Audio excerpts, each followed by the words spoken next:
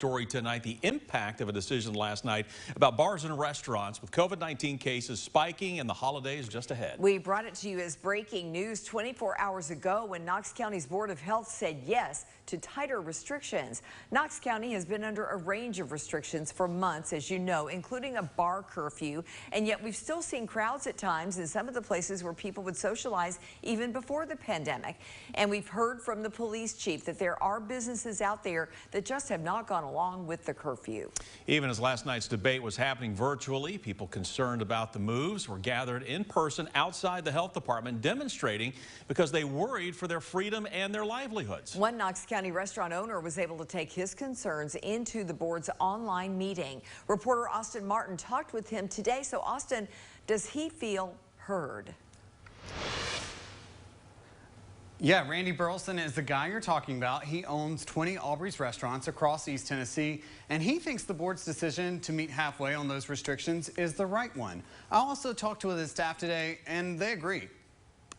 I feel for everybody right now. Like, it's hard times, you know. Hard times. That's how Deja Spears, who works at Aubrey's restaurant, describes 2020 so far. She's a working mom, starting out as a host, working her way up to a server. Oh yes, these are hard times. It's a lot slower because we have to do like half capacity, you know what I mean? So that kind of slows down the rush. There's not so many people. And not just at work. A lot of people are becoming teachers kind of in 2020. Like, I'm grading papers when I get home. But with cases on the rise in Knox County and Tennessee, health leaders are pushing for those stricter rules to stop the spread. Curfew pushed up to 10 p.m.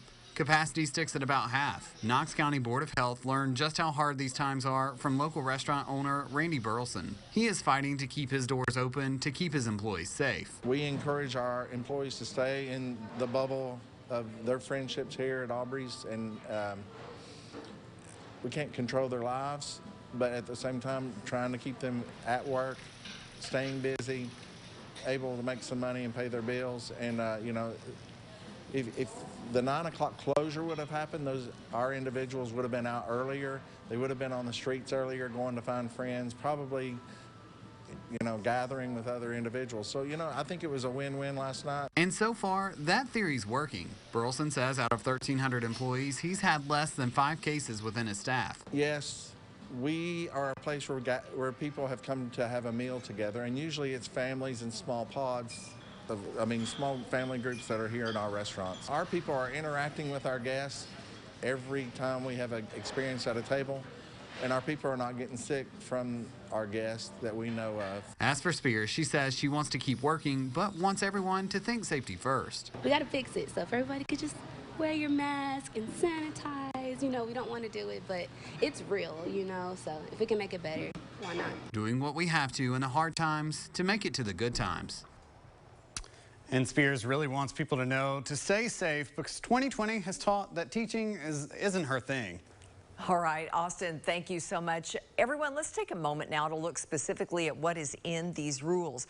Dine-in service has to stop at 10 p.m. instead of the current 11 p.m. curfew. Restaurant and bar capacity will be at 50%.